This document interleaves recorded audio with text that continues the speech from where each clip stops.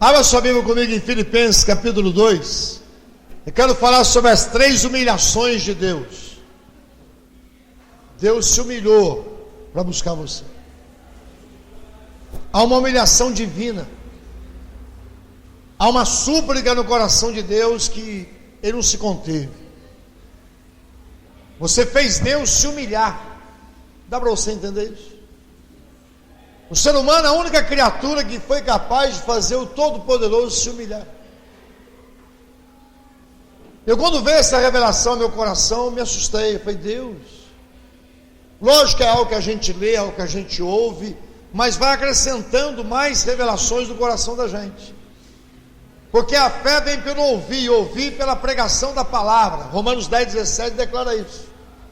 Ou seja, você vai ouvindo, você vai lendo a respeito das coisas de Deus, vai buscando, e de repente Deus faz assim com a palavra, pum!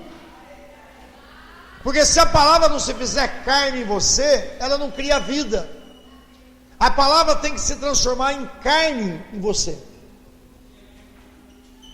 Lá em João capítulo 1, versículo 14, diz que a palavra se fez carne. A palavra tem que sair do papel e transformar dentro de você, ou seja, se tornar carne, algo palpável, algo experimental. Você tem que experimentar ela. Não basta você só ouvir. Aliás, as pessoas trazem a orelha para a igreja, não trazem o ouvido. Tem um monte de par de orelha aqui, e às vezes tem pouco ouvidos. A diferença de ouvido e orelha é muito grande. Orelha é o pavilhão auditivo, é isso aqui, ó. Ouvido é algo interno, é onde tem a bigorna, o estribo, o martelo, onde tem os ossinhos que vibrando pelo som, pela voz, pelas ondas sonoras, vibram no seu tímpano, e você consegue discernir a palavra. Isso é ouvido. Não traga só as orelhas para o culto, e algumas têm as orelhas grandes, outros têm as orelhinhas pequenas, outros têm as orelhinhas de orelha de lutador de jiu-jitsu, mas são orelhas. Olha para o teu irmão e diga assim: você tem um par de orelhas. Diga assim: mas Deus está preocupado com os seus ouvidos. O interessante é que a palavra de Deus, quando eu percebo ela mexe comigo de tal forma que eu fico mexendo naquele assunto que Deus está falando comigo. Já tem umas semanas, quase um mês, que Deus está mexendo nisso, que Deus mudou a forma de tratar o ser humano. Deus mudou. Deus não muda, pastor, já falei sobre esse tema, mas ele é muito grande, não dá para se esgotar num culto. Quando dizem Malaquias 3:6, eu o Senhor não mudo. Quando diz em Tiago 1:17 que não há sombra de variação em Deus não há mudança. Ele não está dizendo a natureza de Deus, a natureza é imutável de Deus, a santidade, o amor dele não aumenta, não diminui, é o mesmo sempre. A santidade de Deus não aumenta, não diminui, ele é santo, santo, santo. Ou seja, ele é eterno, essas coisas não mudam. Mas a forma de Deus agir com a humanidade, com a criação, tem mudado ao longo dos séculos, por amor a nós, por amor a nós.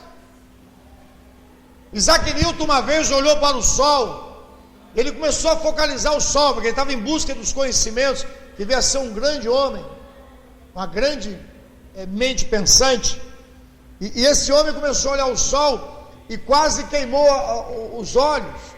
Ele ficou 3 dias sem enxergar nada e só viu o foco do sol. É como se o sol estivesse dentro dos olhos dele. Por que Deus muitas vezes se afasta de nós, entre aspas? Que Ele nunca esteve longe. Paulo diz claramente em Atos 17 que Ele está perto de todos nós, esperando que alguém o procure. Ele está perto de nós de todo o tempo. Existem canções dizendo: aquele rastro na areia não é seu, aquele rastro é meu. No dia que você estava sofrendo, você não caminhou sozinho, eu te carreguei no colo. Isso é verdade. Isso é verdade. Deus não nos abandona. Deus é apaixonado, Ele nos ama de tal maneira que Ele se humilhou para nos buscar. Ele se humilhou. E quando você olhar esse Deus todo-poderoso, esse Deus santo, santo, santo, 3 vezes santo, porque o Pai é santo, o Filho é santo, o Espírito é Espírito Santo, 3 vezes santo. E o interessante é que Ele se humilha 3 vezes para o ser humano, 3 vezes. O ser humano, você olha na Bíblia Sagrada, o ser humano é colocado para Deus lá em Salmo 8, na boca de Davi. Ele diz: quem é um homem para o Senhor se preocupar tanto com ele? E aí o mesmo Espírito Santo usa Davi dizendo: um pouco menor fizeste do que Deus, porque ali no original ele está dizendo, não é anjo, ele está dizendo Deus. Um pouco menor fizeste do que Deus, e de coroa o coroaste, e colocou ele sobre regente da criação. Ou seja, o homem foi colocado a coroa da criação. Você foi feito para governar sobre a criação de Deus. Você foi feito para ser não sócio de Deus, você foi feito para ser herdeiro, não somente herdeiro, mas co-herdeiro com Cristo. O herdeiro é aquele que recebe a parte que lhe cabe. Eu e a Ivaninha somos filhos de um grande fazendeiro, por exemplo. Ele falece. Isso me recorda que há muitos anos atrás, não muitos, poucos anos atrás, faleceu um comendador lá no Rio Grande do Sul. E quem tivesse alguns sobrenomes, e até a 4ª geração provasse, receberia a herança desse homem. O meu irmão saiu em disparada, lá para Registro, uma das cidades mais antigas em termos de documento do país. Ele foi até Registro, aqui na Regis Bittencourt, foi buscar nos documentos, nos cartórios, os nossos antepassados, os nomes de nossos avós. Ele chegou até Correia de Almeida, até o bisavô, e parou. Se ele encontrasse o outro, nós estaríamos ricos. Mas não encontrou o outro, porque muito tempo atrás se jogava no pasto a pessoa quando morria, não se fazia nada, se jogava lá e se enterrava. Ou seja, quando você recebe uma herança e 2 irmãos, se divide 50-50. Mas quando diz co-herdeiro, significa o que ela herdar, eu também herdo, 100% meu, 100% dela. É isso que você herdou em Jesus Cristo. Tudo que Deus tem, Jesus tem, e tudo que Jesus tem, a igreja tem. Glorifica, exalta o Pai que determinou assim. Ou seja, a herança não tem metade para mim, metade para o outro, não. É tudo nosso e nada nosso. Diga para o teu irmão: é tudo nosso e nada nosso. Tudo nosso. Diz em Coríntios capítulo 6 que nós vamos julgar os anjos.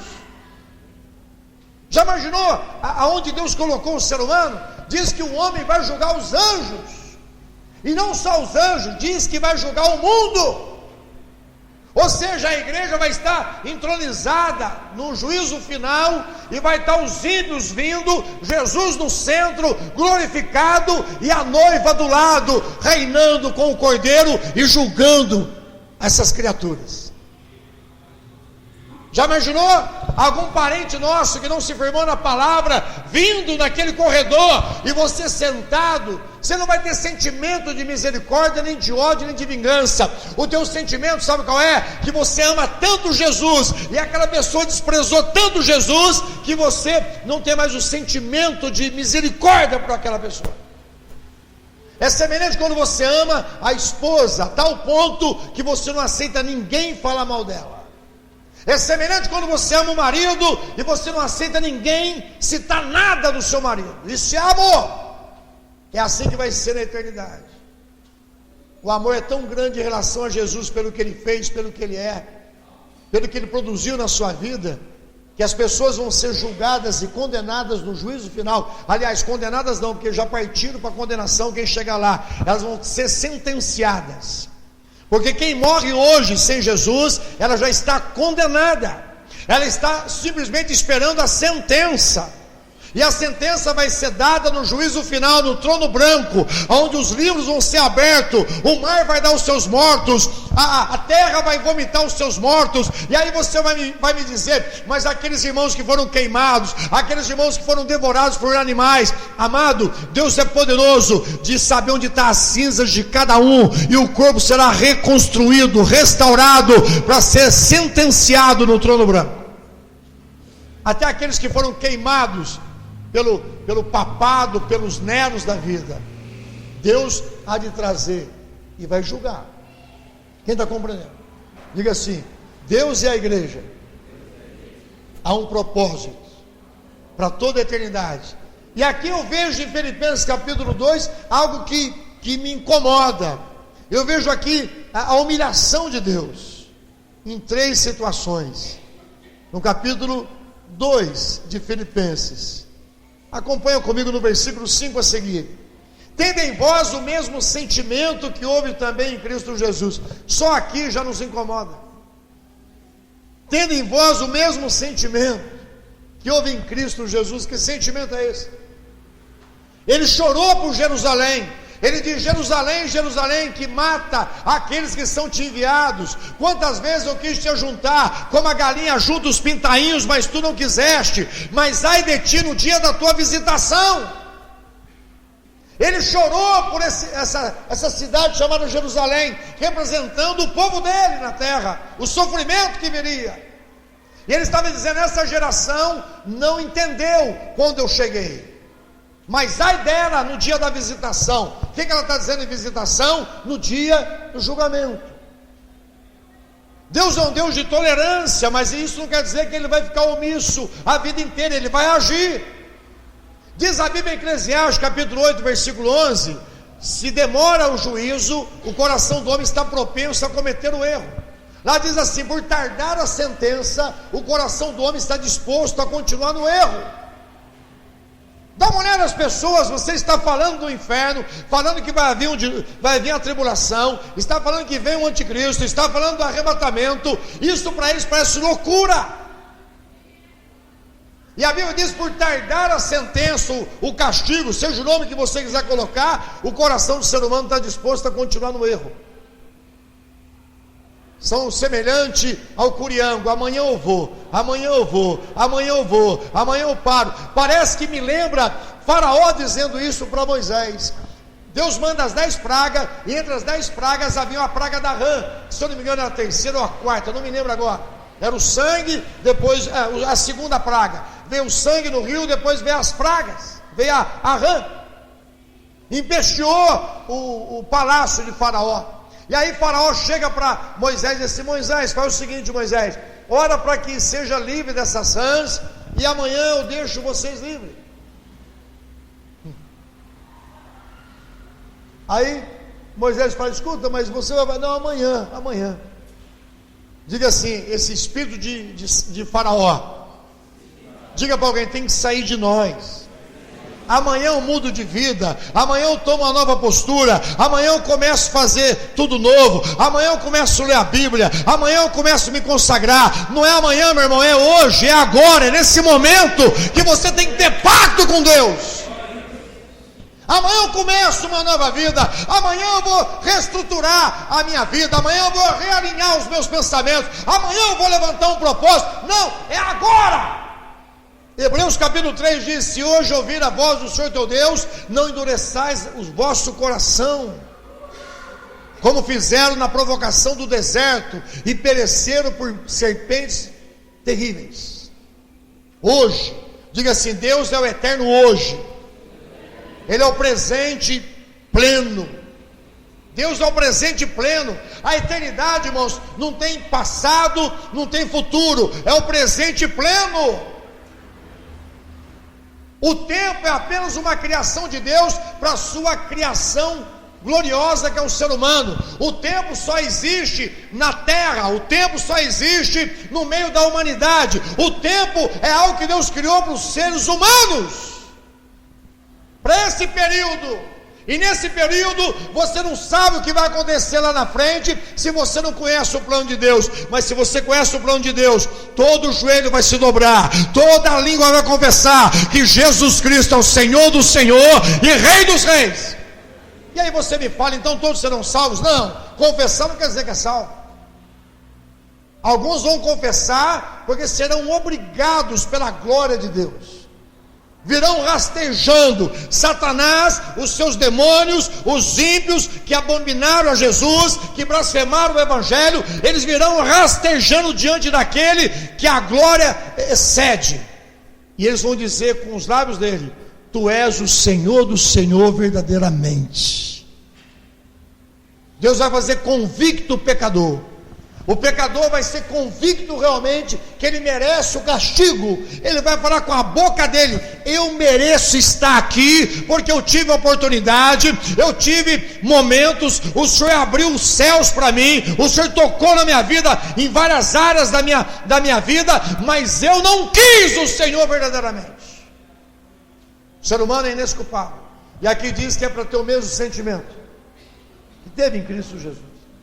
Olha o versículo 6: o qual tendo plenamente a natureza de Deus, o qual sendo igual a Deus, no sentido de glória, não reivindicou ser igual a Deus, ele se esvaziou. Está dizendo o texto, ele tinha plenamente a natureza de Deus, que Deus é, ele era. Não teve usurpação ser igual a Deus, ou seja, o único atributo que Jesus trouxe da glória, ele tirou o poder sobrenatural, ele foi usado pelos dons do Espírito, ele tirou a glória excelsa, ele deixou o manto de glória dele, e ele só veio com a santidade. A Bíblia diz em Hebreus capítulo 5, versículo 8, que mesmo sendo filho, aprendeu a obediência. Ou seja, a única coisa que Jesus aprendeu foi obediência como homem. Ele se tornou homem. Presta atenção, a primeira humilhação de Deus é se tornar homem. O Deus Todo-Poderoso se tornou homem. Coisas que as seitas e heresias não acreditam e até blasfemam, e muitos cristãos não entendem isso, porque é um mistério. Um Deus que é eterno, um Deus que não tem passado e presente, ele é antes do começo e depois do fim, tudo pode, tudo ele é, tudo ele faz, ele é o Todo-Poderoso, nada é impossível para ele. Diz que tudo que existe saiu dele, diz que a eternidade saiu dele, diz que antes do nada já existia Deus. Dá para você entender isso? No princípio, Deus criou os céus e a terra. Esse não é o primeiro versículo da Bíblia, se for colocar em ordem cronológica. O primeiro versículo da Bíblia em ordem cronológica deveria ser João capítulo 1, versículo 1. No princípio era o Verbo. O Verbo estava com Deus, e o Verbo era Deus. Esse é o primeiro versículo em ordem cronológica de eternidade. E aí você colocaria Gênesis capítulo 1, versículo 1. No princípio Deus criou os céus e a terra. Viria depois. Porque de ordem, para você entender o mistério de Deus, em João capítulo 1 diz: no princípio era o verbo é palavra, verbo significa o que Deus é, o seu pensar, a sua estrutura, a palavra de Deus em ação, seja Deus agindo. No princípio era o verbo estava com Deus, e o verbo se fez carne. No versículo 14, e vimos a sua glória, a glória do unigênito, ou seja, não tem semelhança, ninguém é como ele. Interessante, Deus é um Deus sobrenatural, e aqui está dizendo que ele abriu mão de toda essa glória. É semelhante a um grande rei, presta atenção, que ele está a caminho de uma mata, e de repente ele localiza um escravo fugitivo do palácio do pai dele, o príncipe. Ele tira o manto dele, ele tira a coroa dele, ele desce do cavalo dele, e ele pula naquele lago onde está aquele escravo fugitivo do palácio do pai dele. Ele pula, arriscando até a própria vida, ele vai até aquele lugar, ele socorre aquele escravo, leva até a margem, coloca ele na cavalgadura do seu cavalo, vai até o palácio, e chega perto do pai e diz: pai, Esse escravo estava fugido do seu palácio, mas eu encontrei. Mas agora, pai, ele não é mais escravo, agora ele é meu irmão, porque eu resgatei ele correndo risco de vida. Foi isso que Deus fez comigo e com você. Nós estávamos fugidos de Deus, nós estávamos jogados no lamaçal do pecado, nós estávamos envolvidos com tudo que não presta, cada um em algum nível. Talvez você diga: eu nunca experimentei drogas. Cachaça é droga, cigarro é droga. Eu nunca tive vício. Amado, prostituição pode virar vício. Desejo sexual que não sai da cabeça pode virar vício. E vício para Deus é idolatria. Idolatria para Deus é o pecado que Ele abomina, porque os viciados são aqueles que são dependentes de alguma coisa para viver. E se você depende de outra coisa além de Deus para viver, você é idólatra. E idólatra não vai herdar o reino dos céus. Diga assim: idolatria é dependência de coisas ou de pessoas antes de Deus, para ter uma vida plena. Tem gente que depende da aprovação do marido, da aprovação da esposa para ser feliz. Tem gente que depende da aprovação do pastor ou da denominação que vive para ser realizado. Tem gente que depende do salário do mês para ser uma pessoa satisfeita. Tem gente que depende da casa estar arrumada para se sentir mais alegre. Amado, isso aqui tem que ir em segundo lugar, em terceiro, em quarto, porque em primeiro você tem que agradar o teu Deus, o teu Criador, aquele que se humilhou. Ele quer que você encontre Ele nessa humilhação. Diga assim: na humilhação de Deus, Ele exalta o ser humano. Esse é o caminho da tua exaltação. Quando Deus te humilhou, Ele queria que você se exaltasse, porque na humilhação dele como homem, Ele está dizendo: eu vou suportar o que você suportou, para você saber o que eu sinto. Deus tem sentimento. Quem aqui já foi decepcionado? Levante a mão. Não precisa falar com quem nem quando. Quem já se sentiu frustrado? Dê um sinalzinho. Tem gente que nem tem coragem, está tão frustrado que: pastor, nem vou levantar a mão. Só de olhar no meu semblante o senhor vai ver o tanto que eu estou frustrado. Decepcionados. Mas eu lhe digo uma coisa: existe uma pessoa que é mais decepcionada do que nós seremos em toda a nossa vida. Se você viver 10.000 vidas, você não vai atingir o grau de decepção que essa pessoa sentiu. E essa pessoa é Deus. Ele criou filhos, exaltou os filhos, e os filhos deram um coice nele. Ele gerou filhos, e os filhos não têm prazer em sentar na mesa com ele. Ele fala lá em Isaías capítulo 5, até uma poesia. Ele diz assim: o meu amado tem uma vinha, e ele cercou essa vinha, ele fez um lagar nessa vinha, ele fez uma torre nessa vinha, ele pôs cercas nessa vinha, ele podou essa vinha, e ele esperava que tivesse uva boa, mas veio da uva brava. Ou seja, ele esperava colher daquele fruto. Diz Isaías 5, o cântico do meu amado, e diz: na hora que ele esperava ter uvas boas, as uvas eram bravas. E aí ele mesmo diz: o que farei eu, o amado, a essa vinha? Já sei o que eu vou fazer. Eu vou tirar a cerca da vinha, para que os animais entrem na vinha. Eu vou tirar a torre da vinha, que é o local de vigilância. Eu não vou podar mais a vinha, ela vai crescer de qualquer forma, porque ela não me dá prazer. Ele está dizendo de maneira figurada o quanto a humanidade desprezou a Ele. Diga assim: mas Deus ama o ser humano. Diga para alguém assim: ninguém te ama como Ele. Diga assim: nem eu te amo como Ele. Nem a minha mãe me amava como Ele. Nem a minha esposa jamais vai me amar como Ele. Minha filha jamais vai amar como Ele. Eu jamais amarei Ele como Ele me ama. Diga assim: Ele me ama. Eu sou alvo do amor dele. Levanta a sua mão. Se você receber essa revelação, você é curado de qualquer decepção, de qualquer depressão. Se você receber dessa revelação, você vai ser liberto. A rejeição não vai fazer parte da sua vida. Papai me rejeitou, meu marido me rejeitou, minha mulher me rejeitou, meus filhos me rejeitaram. Amado, pode o mundo inteiro virar as costas para você. Se você receber do amor de Deus, você é sarado. Você vai liberar perdão de maneira tão clara, tão suave. E você vai falar: não sinto mais a dor da rejeição, porque eu fui acolhido nas asas do amor do Deus vivo e poderoso. Aqui você vê claramente ele se humilhando. Diz o texto aqui no versículo 7, leia comigo: mas pelo contrário se esvaziou a si mesmo, assumindo plenamente a forma de servo e tornando semelhante aos seres humanos. Amado, olha a humilhação de Deus, ele se encarnando, ele tomando forma de um homem, andando no nosso meio. Um Deus santo, que o pecado, ele não consegue, olhar para o pecado, sem julgá-lo.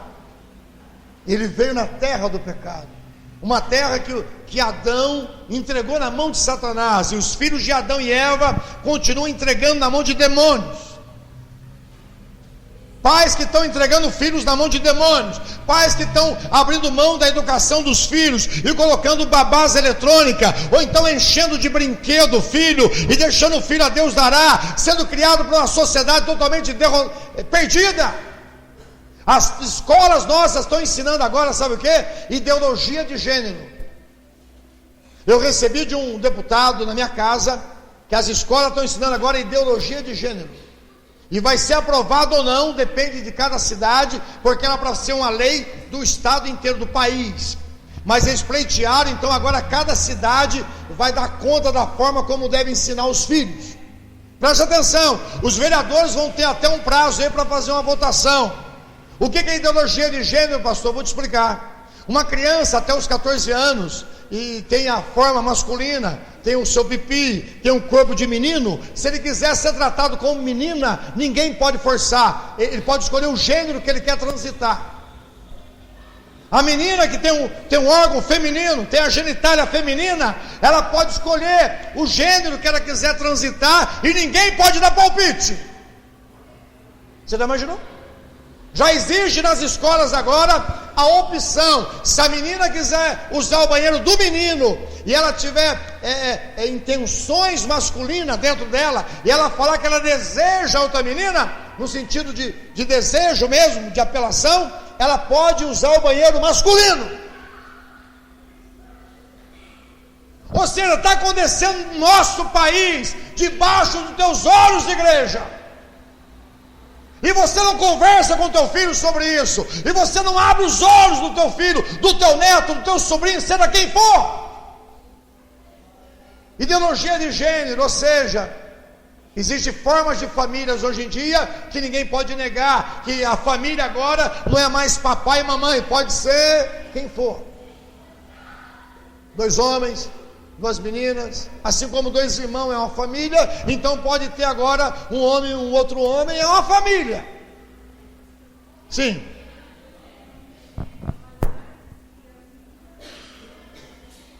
Na PUC estão se beijando. Aí. Ninguém pode falar nada.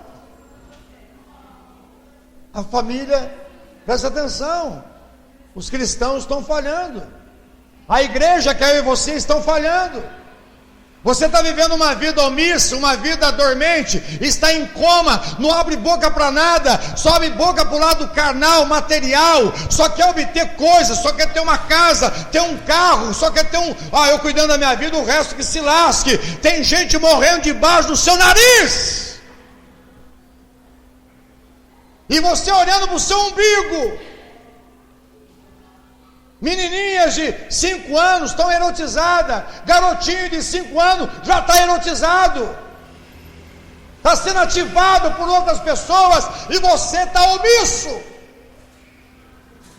Deus se humilhou para resgatar o homem.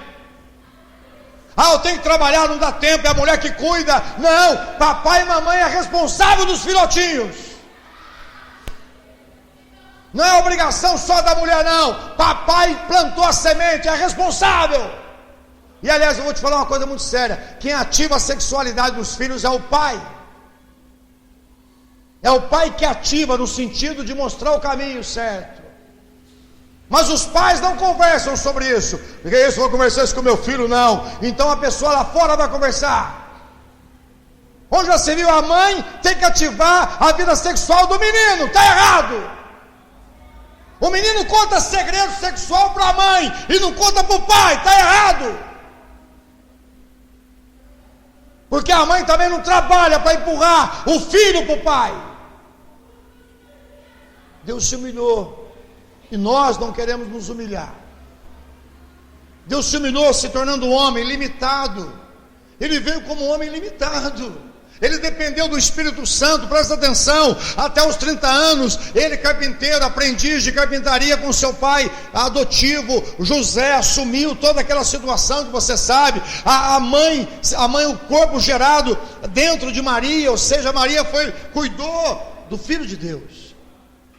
O Deus vivo. O Deus encarnado,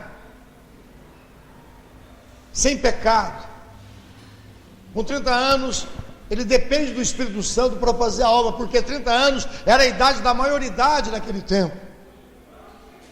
30 anos era a idade que a pessoa era responsável por todas as coisas. Hoje em dia, irmãos, a idade tem descido. Hoje tem pessoas com 10 anos, 11 anos, 12 anos, que seria muito bem responsabilizado pelos seus atos. Hoje tem crianças dissimuladas. Hoje tem crianças de 10 anos, 12 anos, que parece aos nossos olhos um bebê, e de fato deveria ser um bebê, mas está tão estimulado o seu sentimento, as suas reações, que tem atitudes de adulto. Eu vejo crianças às vezes colocando o dedo em riste para a mãe e para o pai. Eu vejo crianças controlando o ambiente da casa. É tudo em favor da criança. A criança é que faz o ambiente da casa. Está errado. Quem faz o ambiente da casa é papai e mamãe. Crianças governando adultos. A hora que vai dormir, a hora que vai levantar, o que vai fazer. Onde já se viu isso? Crianças passando a madrugada inteira na frente de um tablet, na frente do computador. Onde já se viu isso? E aí são crianças que estão crescendo disfuncionais, porque estão à deriva, porque não tem autoridade, não tem cobertura, não tem gente que está pondo destino nessas crianças. E quem é que vai controlar? A pátria educadora. Nós sabemos que a pátria está sem governo. Sabemos que o nosso país está à deriva, porque se afastou de Deus. E infelizmente a igreja, no modo geral, tem também deixado Deus de lado. Estão buscando ídolos, movimentos. Não tem mais quebrantamento, não tem mais oração, vigília. As pessoas fizeram culto da vigília. Vigília não é culto, vigília é quebrantamento. Eu vejo domingo pela manhã aqui, as pessoas não estão mais nem querendo orar. Quando marcam uma oração na época da ceia, vem 1, 2. Quando chamamos as pessoas para um propósito de oração, parece que é algo que vai machucá-los. E a oração é um lugar tão secreto com Deus, amado, que você tem que trabalhar isso. Deus se humilhou. Diga assim: Deus se humilhou para me resgatar. Olha o que diz em Filipenses 2, no versículo 8: assim, na forma de homem, humilhou-se a si mesmo. Olha o grau de humilhação que ele foi tendo. Sendo Deus, se humilhou na forma de homem. Sendo homem, se humilhou na forma de servo. Não bastou ele se humilhar como homem. Ele poderia ser um homem livre, não. Ele se humilhou como servo. A palavra servo aqui é escravo. Muita gente gosta de dizer: eu sou servo de Deus. Não sabe nem o que está falando. A palavra servo, presta atenção, significa escravo. Seja uma pessoa que o seu desejo é do seu Senhor. Sou servo de Deus, sou serva de Deus. O grande servo de Deus vai pregar hoje. Onde já se viu? Se é grande não é servo, se é servo não é grande. Você já viu algum escravo grande? Hã? Você já viu algum servo grande? Não, é escravo. Continua comigo, por favor, segura mais um pouquinho aí. Assim, na forma de homem, se humilhou a si mesmo, entregando-se à obediência até a morte, e morte de cruz. Diga assim: primeira humilhação, se tornou homem. Segunda humilhação, a cruz, a crucificação, a morte. Um Deus que é vida plena, um Deus que a eternidade Ele criou. Diz o texto aqui que Ele morreu, morte de cruz. Jesus não dormiu na cruz, Ele morreu. Há muitos que dizem que Jesus somente, deu uma de, vou dar uma descansadinha aqui 3 dias, aí eu levanto. Não, Ele morreu. Ele sofreu a penalidade do pecado, pecado meu e seu, de toda a humanidade. Desde o primeiro homem até o último homem que há de nascer nessa terra, todos os pecados de todos os tempos, de todas as épocas, de todas as pessoas, estavam em Jesus. Diz em Coríntios capítulo 5, versículo 21, Ele não conheceu pecado, mas se fez pecado no nosso lugar. Glorifique e exalta o nome do Senhor. Aquele pecadinho que você acha que é insignificante, para Deus fez Ele se humilhar. Aquele pecadinho que você não sabe lidar com ele e fica escondendo. Pastor, eu tomo um golinho de vez em quando. Pastor, eu gosto de um pornozinho de vez em quando. Esse pecadinho matou Jesus. De brechinha em brechinha, a tua vida está sendo ceifada. Que isso? É muito radical, pastor. Se eu estou em Portugal, eu tomo um vinho. Se eu estou no Chile, eu não vou tomar um vinho lá das Cordilheiras dos Andes, pastor. Então eu vou para a Itália e dar uma cheirada numa cocaína pura. Mente permissiva. Aí o filho cresce no alcoolismo. Aí um espírito de Zé Pilintra entra na geração. Não sabe por quê. Não sabe por quê. Mas eu gosto de ter bebida em casa. Vou te contar uma história. Havia um médico numa igreja, não vou citar o nome, e ele gostava de tomar o seu uísque de vez em quando, e ele zombava quando o pastor falava de bebida. Que é isso, pastor? Eu não sou viciado, eu tomo de vez em quando, eu bebo socialmente. Aí um dia ele chegou na casa dele, depois de ouvir uma pregação de inúmeras que ele já ouviu, sobre se libertar de vícios.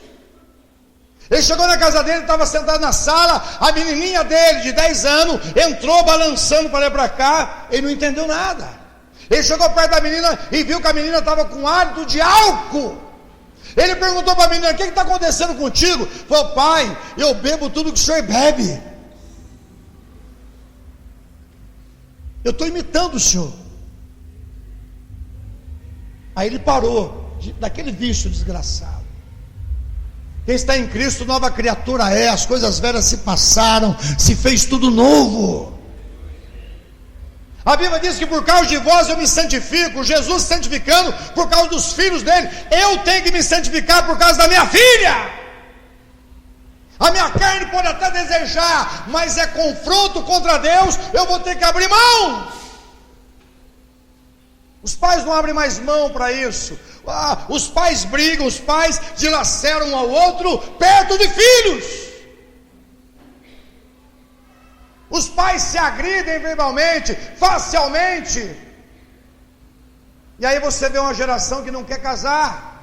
E aí você vê jovenzinhos que não está nem com casamento. Vou casar não, só quando eu tiver 40 anos. Não vai gerar nem filho mais depois. Porque não está vendo exemplo. Papai não é homem suficiente para minha mãe. Mamãe não é suficiente mulher para o meu pai. Aqui que eu vou casar. Não se humilham mais. É meu, é do meu jeito. Amado, Deus podia fazer do jeito dele, sim ou não, querido, sim ou não? Deus não poderia resolver num piscar de olhos, sim ou não? Mas Ele quis um caminho diferente. Ele quis que você participasse do propósito dele, de restaurar o homem para Ele, restaurar a humanidade para Ele. Ele conta contigo. É melhor você santificar a tua vida.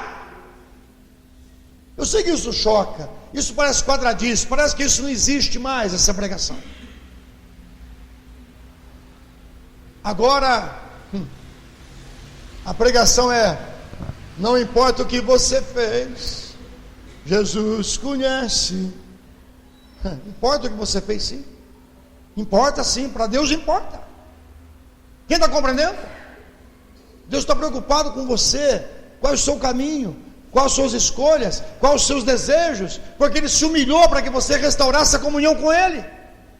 Diga, primeira humilhação, a encarnação. Ele se fez homem. Segunda humilhação, diga, a cruz. A pior morte que existia na época, e uma das piores que já existiu. Nem a sentença de morte por injeção letal ou de fuzilamento que acontece na Malásia, em Cuba e em outros lugares, é tão doloroso e tão terrível como a crucificação. A crucificação é algo que humilha o ser humano, expõe o ser humano. O ser humano não é pregado de roupinha, não, ele é pregado nu. Pinta-se o quadro, um Jesus efeminado, sabe, com trejeito feminino, com um paninho cobrindo o seu corpo. Não, Jesus foi crucificado nu. A vergonha da cruz, diz o texto. Todo mundo que passava meneava a cabeça, porque ali estava uma pessoa totalmente arrebentada de tanto ser espancado. Quinta-feira ele é preso. Ele é traído com um beijo. Na madrugada ele é jogado num calabouço com os soldados romanos. E o soldado romano tinha uma perversidade terrível, sadismo terrível. Colocaram um manto sobre a sua cabeça antes de colocar uma coroa de espinhos sobre a sua fronte. Antes de cuspir na face dele, de dar socos na face dele. Um soldado preparado com soco, sem luva. Você vê hoje nos jogos de marciais pessoas com luva, sangrando o rosto do outro. Antigamente não tinha luva.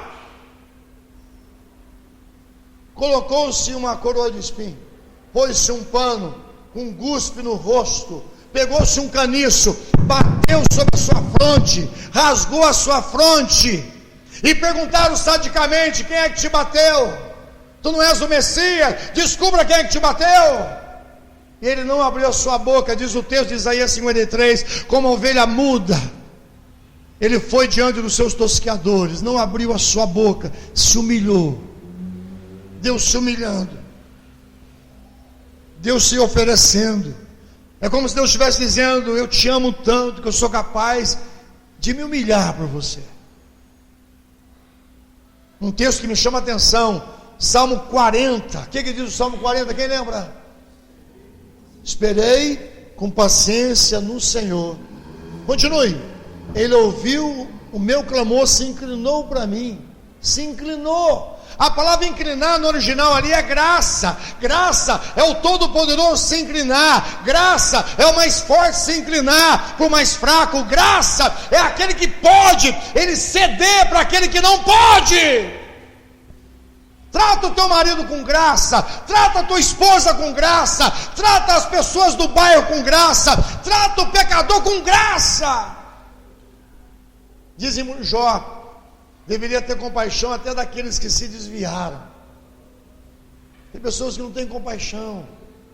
Às vezes eu vejo coisas de pessoas que estavam no nosso meio, e eu olho e falo: Deus, o que eu posso fazer para aproximar? Me dá uma luz, Senhor. Não é só chegar para a pessoa, é criar todo um ambiente onde a pessoa entenda verdadeiramente que você o ama. Não é só chegar: eu vim te ver, vim te visitar. Visita você faz em um hospital. É muito mais que isso. Ele se inclinou. Isso é humilhação.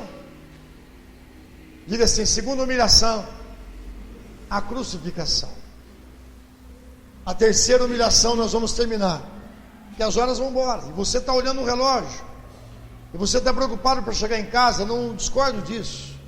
Os dias são maus, as ruas são perigosas. Amanhã você vai ter que acordar cedo, vai ter que se humilhar diante de um patrão, talvez perverso, vai ter que encarar ônibus, vai ter que encarar trânsito, você vai ser quebrado no dia a dia, porque a roda do dia é isso. Você vai ter que enfrentar os leões aí fora. Eu não sou contrário a isso, mas eu quero que você compreenda: o teu Deus se humilhou, Ele andou nessa terra, Ele participou dessa terra, para que você participe das coisas eternas. Ele desceu para que você subisse.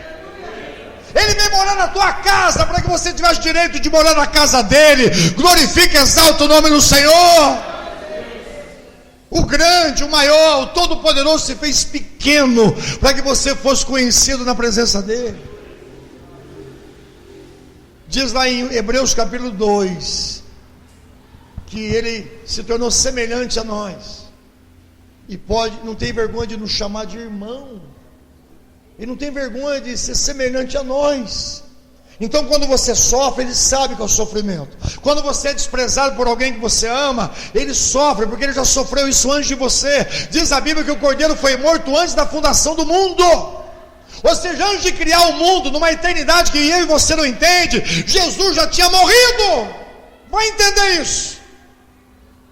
Diz o texto que em tempos eternos o Cordeiro foi sacrificado. Nós não entendemos isso. Diz que quando ele fala lá em João 8,56, olha, se você fosse filho de Abraão, você obedeceria, porque Abraão viu o meu dia e exultou. Que dia que Abraão viu Jesus? Naquele dia que ele foi sacrificar o seu filho. A hora que ele vai matar o seu filho com cutelo, Deus grita e brada: Abraão, eu sei que tu me amas. Está aí o cordeiro que eu provi para você colocar no lugar do teu filho, mas para o meu filho não vai ter substituto, ele vai ter que morrer. Nós vamos nos humilhar para resgatar a tua semente, Abraão. O filho de Abraão teve substituto, o filho de Deus não teve substituto. Ele sofreu a nossa dor, ele sofreu a nossa morte. Ele experimentou o que é ser tentado. Diz em Hebreus capítulo 5, eu quero ler esse texto contigo, nós vamos orar. Diz aqui no capítulo 5 algo que mexe comigo, mexe de uma forma tremenda. Capítulo 4, versículo 15. Pois não temos um sumo sacerdote, 4 e 15 de Hebreus, que não será capaz de compadecer das nossas fraquezas, mas temos um sacerdote supremo, a nossa semelhança, foi tentado de todas as formas, porém sem pecado algum. O 16, quem pode ler, leia. Portanto, acheguemo-nos com toda a confiança ao trono da graça, para que recebamos misericórdia e encontremos o poder que nos socorre no momento da necessidade, no momento oportuno. Nós temos alguém que foi como nós. Você já imaginou isso? O que o homem foi tentado lá no Éden, Jesus veio conquistar para mim e para você, ser semelhante a Deus a outra vez, pensar como Deus pensa, agir como Deus age, não ser como Deus é, porque Deus é todo poderoso, mas nós temos a natureza dele, através do Espírito Santo. Deus se humilhou a terceira vez. Não bastasse a encarnação, não bastasse a crucificação, Deus se humilha, vindo habitar em vasos de barro, eu e você. Deus está aí dentro se você recebeu Jesus. Deus está aí dentro se você recebeu Jesus. Ele mora aí, Ele anda contigo todos os dias. Você é a casa dele, você é o carro dele, você é a morada dele, você é o santuário dele. Ele não se move se você não se mover. Ele habita no teu espírito, ele fala contigo 24 horas. Você vai dormir, ele está acordado. Você se levanta, ele já está de pé. Você vai trabalhar, ele já trabalhou. Você volta para sua casa, ele é o teu descanso. Você vai dormir, ele continua acordado. Ninguém sofre como Deus. Ninguém sofre como Deus. Deus sofre, porque quem Ele ama não quer se submeter a Ele. Deus sofre como ninguém sofre. Ah, pastor, eu perdi isso, eu perdi aquilo, a minha casa teve uma tragédia. Tudo bem, está escrito no livro de Jó, você sabe a história. Deus trata com sofrimento, sofrendo junto com você. Deus não vai responder todas as suas queixas, todas as suas mazelas, porque Ele é Deus. Deus não vai dar satisfação porque está acontecendo isso e aquilo. Deus não faz isso. Deus não dá satisfação para a criatura. Ele faz melhor. Ele sofre com você. Quando você sofre, Ele sofre junto com você. Quando você entra numa cova de leões, Ele entra com você. Quando você entra numa fornalha de fogo, Ele entra com você. Quando você é injustiçado, Ele está junto com você. Mas a resposta vem do Senhor. Glorifique e exalta o nome do Senhor. Deus vai reverter a tua injustiça na justiça dele, meu irmão. Você está sendo desprezado, sendo abandonado. Ele sofreu isso, Ele sofre com você. Quando a igreja é zombada, ele está sendo zombado. Quando você é perseguido, Deus está sendo perseguido. Quando você não é entendido, porque você tem uma fé exuberante em Deus, Deus não está sendo entendido. Mas tem um detalhe: o mundo vai saber que Deus tem um povo nessa terra, que Deus tem uma jovem nessa terra que não se dobra à prostituição, que Deus tem um jovem que não se dobra ao vício. Deus vai fazer casais estruturados, onde pessoas vão olhar e vão dizer: esse casal é imperfeito, mas eu vejo alguma coisa diferente nele. Esse casal tem alguns problemas, mas Deus habita no meio deles. Deus habita na sua casa. Glorifica, exalta o nome do Senhor. Deus tornou a se humilhar. Aprove a salvar os homens pela loucura da pregação. A loucura de Deus, usando um rapaz careca, bonito, gritador, falar com você que Deus mais uma vez se humilha para chamar a sua atenção. Todas as vezes que você vê um pregador ou vê um adorador, é Deus clamando a sua atenção, é Deus suplicando que você volte para Ele. Quem está compreendendo? É Deus dizendo: filho meu, por que se desviaste? Volta para mim, volta para mim, volta a ter prazer na minha presença. Essas três humilhações de Deus, vai ter exaltação no final. Diz a Bíblia que todo joelho vai estar diante dele, uns forçados, outros voluntariamente. Voluntariamente você pode fazer hoje, você pode fazer agora, se quebrantar diante de Deus, porque no futuro você pode ter engolido vara de anzol, você vai ter que se envergar diante de Deus e reconhecer: eu fui rebelde até o fim, eu não me submeti ao Senhor, eu desprezei a sua humilhação. O grande se humilhou para o pequeno, chamou a atenção do pequeno. Quando você vê algum artista, algum famoso fazendo um gesto de humildade, vou dar um exemplo, nós vamos orar agora, pode fechar a Bíblia. Mostrou a cena do Messi na Copa do Mundo, de uma criancinha com a mão estendida assim. Ele passou, não cumprimentou a criancinha, e ele foi e cumprimentou o outro jogador, e a criancinha ficou com a mãozinha assim. Mostrou outra cena, ele mesmo passando: ah, mas ele tem problema de autismo. Não acredito dessa forma não. Estava um senhor, passou, um jogador foi lá e deu um autógrafo para o senhor na fila. Ele passou, o senhor estendeu a mão, ele passou reto. Ou seja, os grandes desse mundo não se humilham, não se humilham. E aí quando você vê um grande homem, entre aspas, né? Entre parênteses, você vê ele andando na favela da Rocinha, olha como ele é humilde, mas tudo que ele faz ali, ele debita no imposto de renda, tudo que ele faz ali, ele abate no imposto de renda. Ele não está sendo humilde, ele está fazendo uma boa aparência. Diga: mas o meu Deus não fez para inglês ver. Diga: se ele fez para todo o universo ver, que o caminho da exaltação é a humilhação. As asas para subir é para descer. Quem está compreendendo? Se você não descer no altar de Deus, na olaria de Deus, onde o oleiro vai trabalhar, você não vai ser vaso de honra. Tem uma canção que diz assim: eu quero ser, Senhor, me ajuda aí, irmãos, como um vaso, fique de pé, como um vaso nas mãos do oleiro, quebra minha vida e me faça de novo. Eu quero ser, eu quero ser um vaso. Diz a Bíblia que Deus o exaltou sobre todo nome, e deu um nome acima de todo nome, porque ele se humilhou.